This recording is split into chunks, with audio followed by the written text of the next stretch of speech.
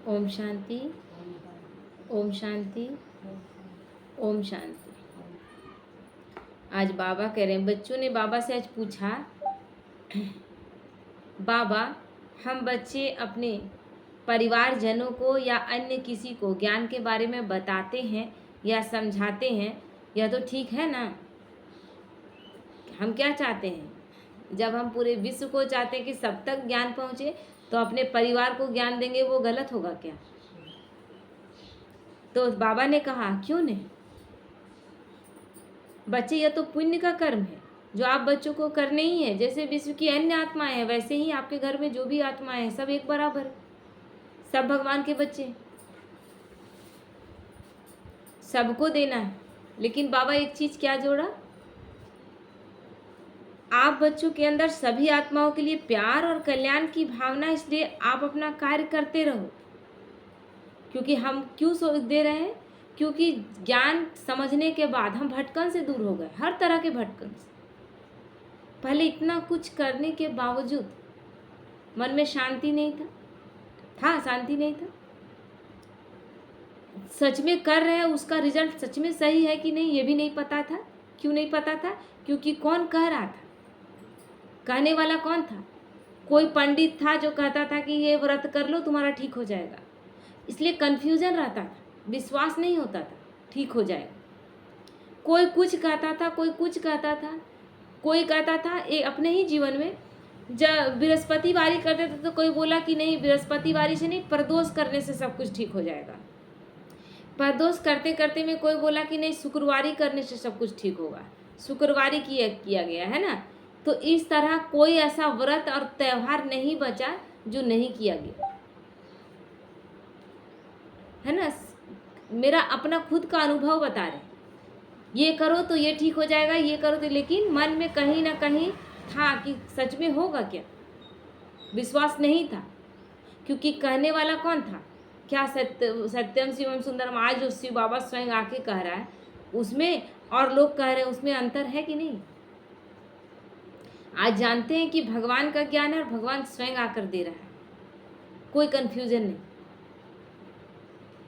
तो इसीलिए कह रहे, बाबा कहते हैं कि तुम सबको दो, और बड़े विश्वास से, बड़े निश्चय से हम किसी को भी बताते हैं। अब लगता है कि नहीं हम कुछ गलत किसी को बता रहे हैं, अंदर से पूरा निश्चय बुद्धि है कि भगवान आया हुआ है, भगवान का ज्ञान हम किसी को देने के निमित्त बन रहे।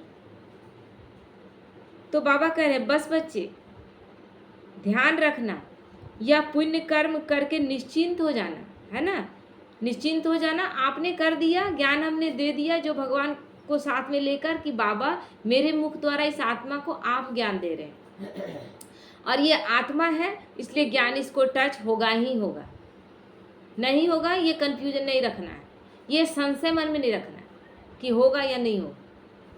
मेरा कार्य था भगवान का संदेश सब तक पहुंचा देना, मैंने पहुंचा दिया, उसके बाद निश्चिंत हो जाना। अर्थात हर हाल में, हर स्थिति में उस आत्मा के प्रति अपनी शुभ भावना बनाए रखना, चाहे वो आपके परिवार की हो, चाहे वो परिवार से बाहर की हो। ज्ञान सुनने के बाद भी अगर कोई कहे कि नहीं नहीं हम नहीं चलने सकेंगे, होता है ना। हम लोग ज्ञान पहले देने जाते थे तो लोग क्या कहते थे, अरे ये लोग तो क्रिश्चियन बना देंगे। तो क्या उनके कहने से हमने सेवाएं रोक दी? हम अपना करते रहे ना। तो बाबा कहता है आपको करते जाना है, लेकिन फंस नहीं जाना है कि समझा तो दिए, इतना समझाएं, इतना टाइम लगाएं, लेकिन दूसरे को समझ में नहीं आए। हमें वो नहीं देखना है, उसकी तकदीर में होगा। बाबा कहता है तदबीर तो मैं देता, तकदीर तो अपना है, तरीका तो मैं बता दूंगा, लेकिन आपकी तकदीर में होगा तब उस तरीके को आप अपने जीवन में प्रैक्टिकल में अप्लाई करें।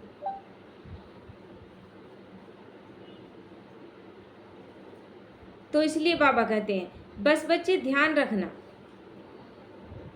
उस आत्मा के प्रति अशुभ भावना न चलने लगे। इतना समझाएं, इतना बोले, फिर भी समझ में नहीं आया, कैसा आदमी है ये, तो आएगा ही नहीं। अभी ज़्यादातर बच्चों को बोलिए ना कि ज्ञान दे रहे हैं, किसी को समझा रहे हैं, क्या बोलेंगे? वो तो आएगा ही नहीं। जिसको देने के बारे में नहीं, वहाँ जाइए ही मत, वहाँ के लोग तो जुड़ेंगे ही नहीं, ये श्राप है। परम धाम में जब सेक्शन में एक साथ हम सब आत्माएं बाबा के सामने बैठी थी और हमने बाबा को पहचान लिया, तो वही सेक्शन से आई हुई आत्माएं देर में पहचानेंगी, लेकिन पहचानेंगी जरूर। हम कैसे कह देते हैं कि ये नहीं पहचानेंगे? तो हमारा अपने आप पहले वाइब्रेशन हमारा गलत हो जाता है कि नहीं पहचानेंगे। ये श्राप हमें नहीं देना है। तो बाबा कहता है बस आप बाप की श्रीमत पर मान, किसी को भी थोड़ा बहुत ज्ञान समझाकर फिर अपने पुरुषार्थ में तत्पर हो जाना। कोई संशय का भावना रखना ही नहीं, होगा नहीं होगा, मैंने अपना 100% दिया।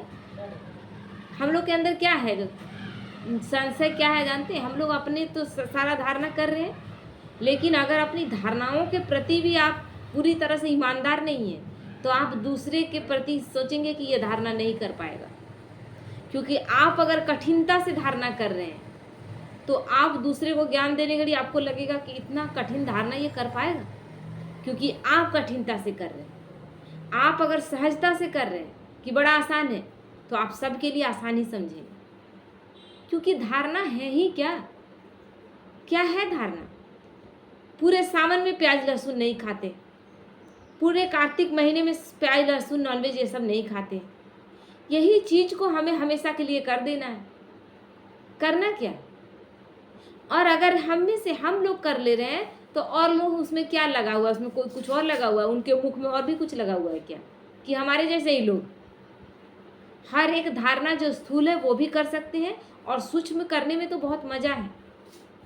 क्योंकि सूक्ष्म धारणा जैसे जैसे होता जाएगा कि हमको गुस्सा नहीं करना है, तो आपका सारा ध्यान इसी चीज में रहने लगता है, तो जीवन कितना आसान होने लगता है। होता है ना? पहले क्या था? जीवन मुश्किल था, बहुत मुश्किल था। किसी से क्रोध आ गया, किसी को जवाब दे दिए, पूरे दिन भर डिस्टर्ब रहे, उसके बाद भी मन भारी भारी रहा। अब तो सोचते हैं कि अपना सारा टेंशन रहता है कि कोई श्रीमत उल्लंघन नहीं करना है, और हमें सहन शक्ति को अप्लाई करना है। अभी तो हम अपनी शक्तियों को पहचान रहे हैं, नहीं तो पहले तो शक्ति जानते ही नहीं थे कि हमारे अंदर शक्ति भी। हमें सिखाया गया था ईंट का जवाब पत्थर से दो, ये शक्ति था। ईंट का जवाब पत्थर से कब दिया गया? जब सहन करने का शक्ति नहीं है। तो ईंट का जवाब से पत्थर से देने वाले लोग संसार में छा गए, कि वो लोग छा गए जिनके मुख में थूक दिया गया, लेकिन फिर भी उनको कुछ भी फर्क नहीं पड़ा। तो क्या है, हमको केवल समझना है। तो इसीलिए बाबा कहते हैं देखो, जब आप किसी भी आत्मा को ज्ञान देते हो, तो जैसे कि यह किसी खिलौने में चाबी भरने के समान है ना। और समय आते ही जो आप चाबी भरते रहते हो, उससे वो आत्मा 1 सेकंड में उड़ जाती है, अर्थात इस दुनिया से न्यारी होकर अपने कार्य में तत्पर हो जाती है। धीरे धीरे धीरे उसको ज्ञान देते जा रहे हैं, धीरे धीरे उसमें चाबी भरते जा रहे हैं। एक न एक दिन वो आत्मा उड़ेगी, ये विश्वास रखना है। हमें ये नहीं सोचना कि बस तुरंत अभी हम चाहें, अभी हम दिए थे और अभी ही तुरंत हमारा हुआ था क्या? तुरंत सबसे पहले हम एक डॉक्टर के पास गए थे, और वहाँ डॉक्टर के अथी में बाहर ब्रह्मा बाबा का यही प्रतिज्ञा पत्र था, है ना। तो उसमें प्रतिज्ञा दूर दिख रहा था, उसमें समझ नहीं आ रहा था, लेकिन चेहरा दिख रहा था। और पीछे से जो लाइट है वो तो हम बोले सब आजकल भगवान बना हुआ है। ये आदमी भी अपने आप को भगवान कह रहा है, कौन ये? एकदम पूरी तरह से अवॉइड किए थे। ऐसे डॉक्टर से दिखाने गए थे जो ब्रह्मा कुमार मतलब चला आ रहा है, हमेशा चलता ही रहा पूरा परिवार। दूर से ही ब्रह्मा थी, ये जो हम लोगों का झंडा है ना, वो बड़ा लाइट के रूप में लगा हुआ है उसके ऊपर में, हॉस्पिटल के ऊपर। लेकिन नहीं समझ में आया था। समझ में जब आया तब ना, तो क्यों हम सोचते किसी को ज्ञान दे रहे हैं तुरंत वो समझ ही जाए। हमें करते रहना है, चाबी भरते जाना है, भरते जाना है, भरते जाना है। एक दिन चलने लगेगी गाड़ी। बस आप बच्चे भी उस समय का धैर्यता पूर्वक इंतजार करना। धैर्यता में ही निश्चय, निश्चिंत स्थिति, शुभ भावना, शुभकामना समाई हुई है। यही गुण समय को समीप लाता है। धैर्य रखना है। भगवान धैर्य नहीं रखा? भगवान कितना धैर्य रखा होगा? आज से कार्य चल रहा है, अब 88-89 साल हो गए, लेकिन उसको एक लक्ष्य है कि 100 साल में कंप्लीट हो जाएगा। जब भगवान कह रहा है कि 100 साल में कंप्लीट हो जाएगा, तो हम क्यों अनिश्चय में पड़े कि नहीं होगा? भगवान हमारे साथ है ना। एक निश्चय हमेशा होना चाहिए। आज एक कहानी सुन रहे थे, बहुत अच्छा लगा कहानी। केवल अंदर धैर्यता बहुत ज़रूरी है, और कौन मेरे साथ खड़ा है ये भी बहुत जानना ज़रूरी है। तो एक आदमी था, मंत्री था किसी राज्य का। तो अचानक उसके घर, अपने घर में वो एक उत्सव रखा था, जिसमें कि कोई सारंगी बजाने वाले, गाना गाने वाले सारे मित्र इकट्ठे थे, और बहुत अच्छा से उत्सव मनाया जा रहा था। कोई चीज़ का सेलिब्रेशन वो कर रहा था। तो उसमें उसको बहुत संगीत पसंद था, और सब कुछ बहुत उसको पसंद था, तो वो बहुत अच्छे से कर रहा था। संगीत कहीं कहीं कोई गा रहा है, कोई सारंगी बजा रहा है, पूरा एक टीम था। उसके बाद खाना उना पक रहा था कि कुछ देर में खाना खाया जाएगा। तब तक कोई चीज़ का उस पर अपराध सिद्ध हो गया राज्य में। तो राजा बोला कि उसको खबर भिजवा दो कि आज शाम 6 बजे उसको फांसी दिया जाएगा, क्योंकि उसका अपराध सिद्ध हो गया। उसको खबर भिजवा दो। उसको खबर भिजवाया गया, और उस समय कितना टाइम हो रहा था? 4 बज रहा था शाम का। 6 बजे उसको फांसी दे दिया जाएगा। तो जब खबर आ गया, तो उसकी पत्नी, बच्चे, परिवार, जितना मित्र सब आए थे, जो गाना गा रहा था, सब चुप हो गया। हर एक चीज़ बंद हो गया, साइलेंट में चला गया सब, क्योंकि 2 घंटे में उसका फांसी हो जाएगा, तो कैसे कोई जश्न मना सकता है? तब वो बोला कि आप लोग चुप क्यों हो गए? मंत्री बोला कि आप लोग चुप क्यों हो गए, बजाइए ना, अभी तो 2 घंटे बाकी है। 2 घंटा बहुत है जश्न मनाने के लिए। तो बोला, तुम, उसका दोस्त लोग बोला कि तुम कैसा बात कर रहे हो, तुम्हारा तो फांसी हो जाएगा कुछ देर में। तो बोला कि फांसी हो जाएगा, तो वो भय, वो चिंता से हम जाएं वो अच्छा है, कि हम जश्न मनाते हुए जाएं वो अच्छा है? कैसे कंडीशन में हमको भेजना चाहते हो तुम बताओ? हम रोते रोते जाएंगे कि हंसते हंसते जाएंगे, वो अच्छा रहेगा? चले तो हम हमेशा के लिए जाएंगे, लेकिन अंतिम समय मेरी स्थिति कैसी होनी चाहिए? क्या अपने जिसको हम बहुत प्यार करते हैं चाहेंगे कि वो रोते रोते जाए, डरते हुए जाए, भय में जाए? तो बोला 2 घंटा बहुत टाइम होता है, इस 2 घंटे में हम 2 घंटा और जी लेंगे ना। ये हमको टाइम मिला, हम भगवान को धन्यवाद देते हैं, और उस राजा को भी धन्यवाद देते हैं कि हमको 2 घंटा का टाइम मिला। तो बोला एकदम अच्छे से बजाओ, क्योंकि संगीत का शौकीन था। अब बोला कि खाना शुरू किया जाए। तो दोस्त लोग भी फिर समझ गया, अब पूरा जश्न चालू हो गया। उसी तरह से राजा को आवाज़ पहुंचा, बोला कि मंत्री को फांसी होगा, इसको पता चलने के बाद भी उसके घर से इतना आवाज़ आ रहा है, संगीत का, गाने का आवाज़ आ रहा है, कुछ समझ में नहीं आ रहा है, ये कैसे हो रहा है? तब राजा खुद आया और मंत्री को बोला कि तुम्हारा तो 2 घंटे में फांसी होने वाला है, और तुम जश्न मना रहे हो, तुम पागल तो नहीं हो गए? तो वो हंसने लगा, बोला कि कितना आपका धन्यवाद करें, अभी 2 घंटा बाकी है, और मेरा सारा अरेंजमेंट है, हम हंसते गाते जाएं, हम रोते हुए क्यों जाएं? जाना तो वैसे भी है, लेकिन कितना अच्छा से माहौल, कितना महफिल जमा हुआ है, और इस महफिल में हम जाएंगे तो हम तो जैसा क्या कहता है बाबा कि अंतमति सो गति, जिस कंडीशन में जाएंगे वैसी दुनिया को, फिर हमको अगली दुनिया में जब जाएंगे तो वैसा ही जीवन मिलेगा। तो हम रोक कर भी हम मृत्यु को तो नहीं रोक सकते। तो जीवन जितना मेरे पास सिर्फ 2 घंटे का है, उसको हम रो के क्यों बिताएं? हम रो भी देंगे तो बचेंगे तो नहीं। तो हम हंसते गाते और जश्न मनाते हुए क्यों न जाए? तब राजा बोला कि उसका सजा माफ कर दिया। बोला इसको कोई मृत्यु दे ही नहीं सकता है, जो जीना जानता है उसको मृत्यु कोई नहीं दे सकता है। जिसको जीवन जीना आ गया उसको कोई मौत नहीं दे सकता है। तो हमें बाबा कौन सा जीवन दे रहा है, कभी सोचते हैं? मर मर के हम जी रहे थे, मर मर के जी रहे थे ना, और तब भी खुशी जीवन में नहीं था। लेकिन भगवान के जीवन में आते ही हमारे अंदर से भय मिट गया है, हम अमर हो गए इसी दुनिया में। ध्यान से सोचेंगे ना तो हम यहीं अमर हो गए, अभी ही अमर हो गए। अमरता का मतलब क्या होता है? जहाँ मृत्यु का भय समाप्त हो जाए। तो वो बाबा अभी ही कर दिया। जब भगवान मेरे साथ है तो हमें किस बात का भय? अब डर है ही नहीं कि कैसा मौत आएगा। अब तो है कि वो बोलता है पलकों में बिठा कर ले जाएंगे। तुम जितना हल्का रहोगे या जितने हल्के रहोगे तुमको पलकों में बिठा कर ले जाएंगे। भय ही नहीं रहा किसी बात का।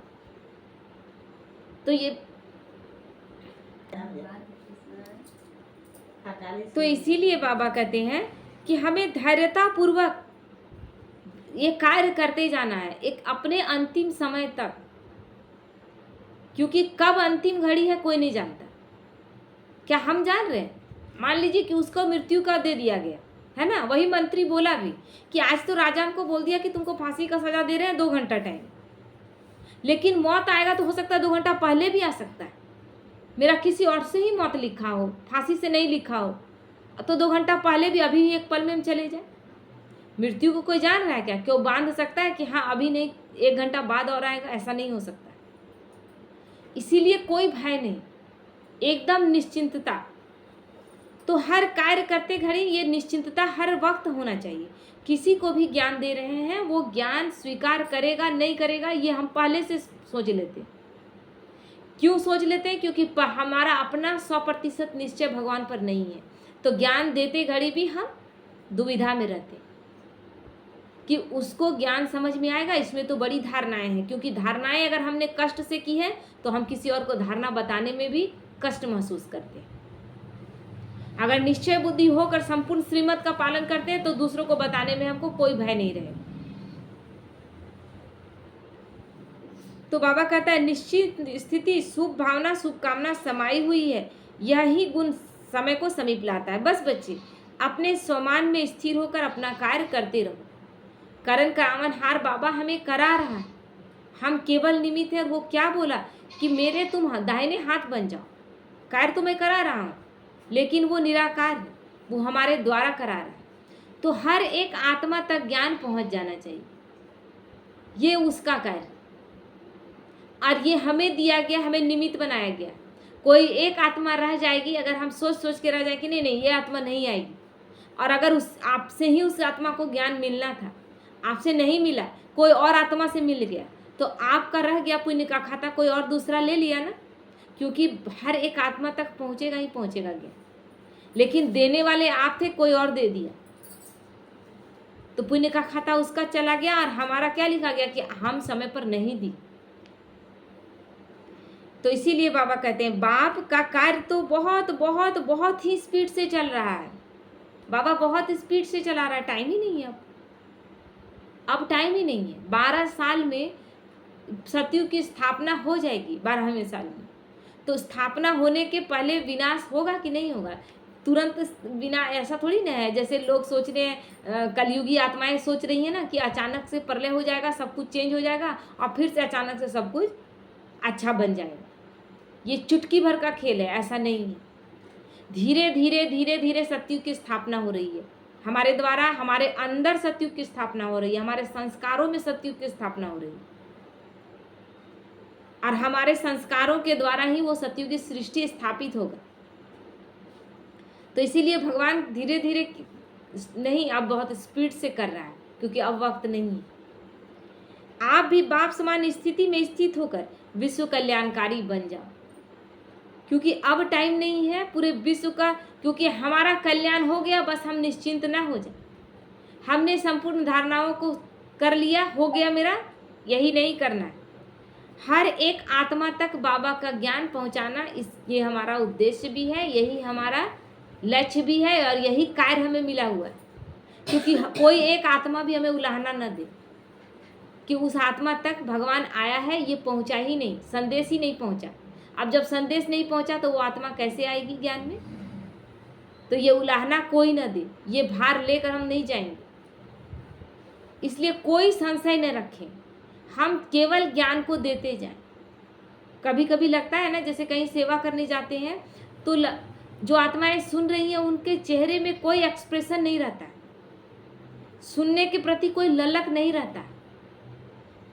तो कुछ किसी कहानी द्वारा कुछ भी करके लगता है कि उसको कैसे खींचना है ना, किसी भी तरह उसके मन को डालना है कि कर्म, क्योंकि अभी कोई और कुछ नहीं सुनना चाहता है, बड़ी बड़ी बातों को नहीं सुन पाएगा। लेकिन जब कार्मिक अकाउंट को जोड़ देते हैं आप कि कैसे आपके जीवन में घटनाएं घट रही हैं, तब वो कनेक्ट होता है। सीधा सीधी सूखा सूखी ज्ञान देने से किसी को समझ में अभी नहीं आ रहा, कोई सुनना भी नहीं चाह रहा, उतना टाइम भी किसी के पास नहीं है। केवल घर के प्रॉब्लम को खाली बोल दीजिए कि ऐसा ऐसा हो रहा है, क्योंकि सब घर में यही हो रहा है। कर्मों का हिसाब किताब सबका आ रहा है, किसी का बेटा से आ रहा है, किसी की बहू से आ रहा है, किसी का अपने पति से आ रहा है। जैसे ही ये कार्मिक अकाउंट का ज्ञान देते हैं वैसे ही सबको टच होता है।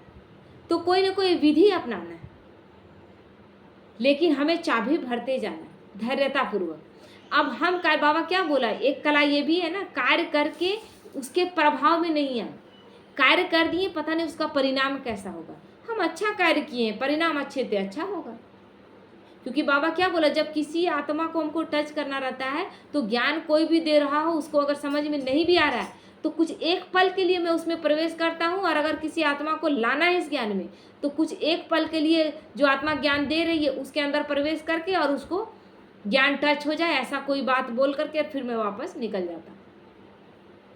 तो फिर हमें क्यों सोचना, वो तो निरंतर अपना कार्य हमारे द्वारा कर ही रहा, फिर हम भारी क्यों हो जाए कि हम कर रहे हैं, पता नहीं होगा कि नहीं होगा।